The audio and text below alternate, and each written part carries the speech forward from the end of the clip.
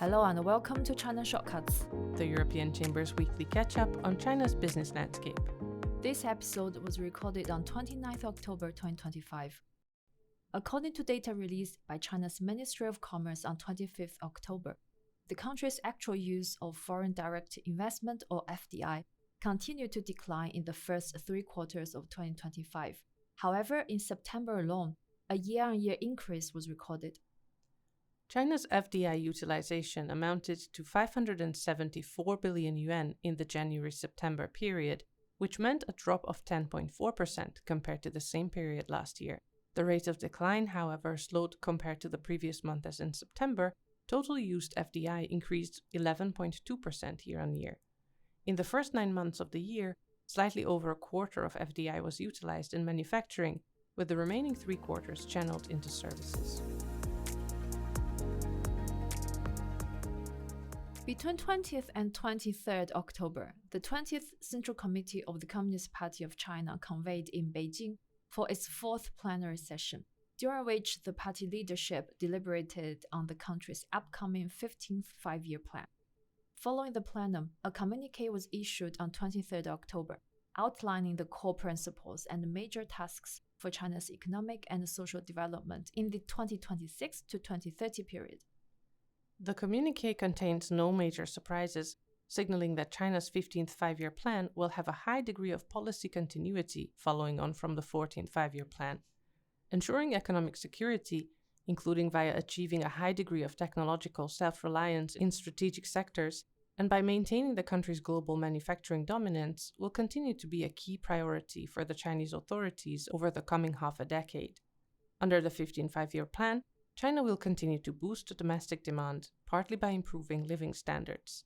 The communiqué also suggests that efforts will be made to balance supply and demand growth. This is a positive, as a persistent mismatch between the two has already led to several problems for the Chinese economy, including unsustainable competition and an increasing reliance on exports, resulting in an increase in trade imbalances.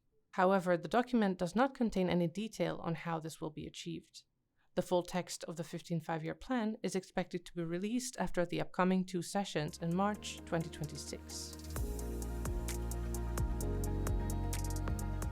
Data published by the National Bureau of Statistics on 27th October showed that the growth in profits at larger industrial firms in China accelerated substantially in September.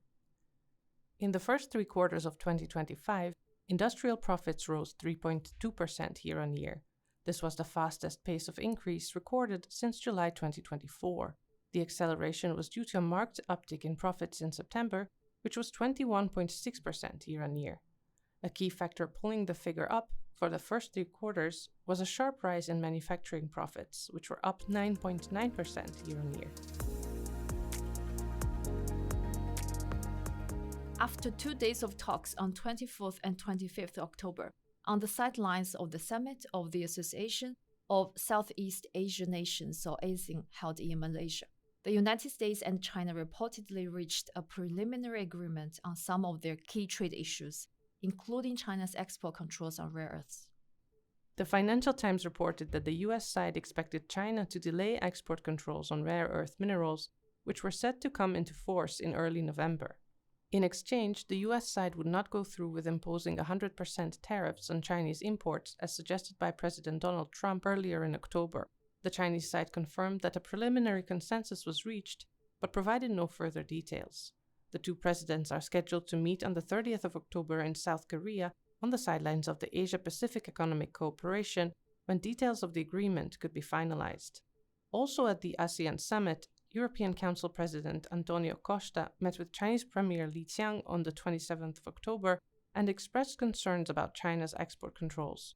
MOFCOM Director General Jiang Qianliang is due to travel to Brussels this week to discuss the issue with European Commission officials within the framework of the EU-China export controls dialogue, with the goal of finding solutions.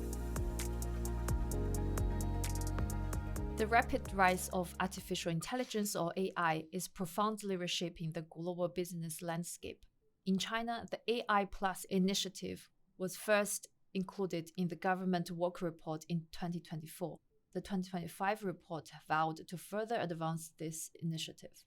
The State Council recently issued a guideline to implement the AI Plus initiative, promoting the extensive and in-depth integration of AI across various fields. The fast development of AI triggered a paradigm shift that goes far beyond technological deployment.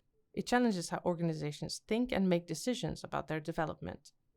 Join us on 5th November in Beijing to learn from top business strategists, AI experts, and senior executives about the challenges and opportunities for multinational companies in China's intelligent economy. Thanks for listening, and don't forget to tune in again next week.